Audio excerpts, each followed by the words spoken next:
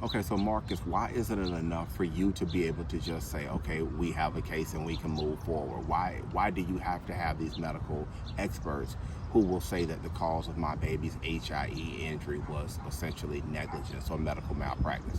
The reason being is because my opinion is not enough in regards to these cases. Most states, specifically like if you're in a state like here in Maryland, we have to have medical experts who will say what is the standard of care and whether there was a departure from the standard of care causing the injury or the harm. That is extremely important, because if you don't have these medical experts, then the other side, the hospital, the nurses, the doctors, if you're suing them, their attorneys are going to hone in on that, and they're going to file certain types of motions to get the case essentially dismissed and kicked out of court. So we have to have these medical experts who will, like I said, go on record and talk about the standard of care, talk about whether there was a departure from the standard of care causing the injury or the harm. And in our context, when we're talking about an HIE injury, that's going to be a reduction of blood and oxygen for a baby, which is going to lead to a brain injury. Now, the second part of this is going to be, okay, so where do we get these medical experts? Do you as the family, do you have to have these experts?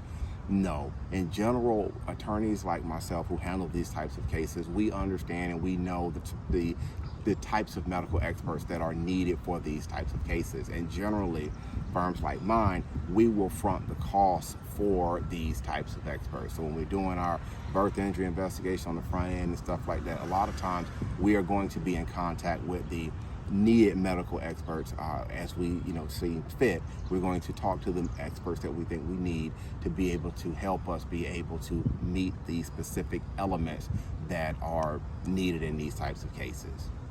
So I know I talked about a lot in this video today, and more than likely, if you are here watching today, your baby has probably suffered a HIE injury at birth, and you have questions as to the cause of the injury. Was this something that the doctors and nurses of the hospital did, or was this something that was caused genetically or developmental? Either way, you may have questions.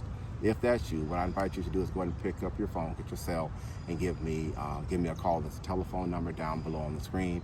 I invite you to get your phone and call us and tell us about your baby story. When you call my office, it's very important that you pick a date and a time to get on our calendar so we'll know when to return your call or call you back.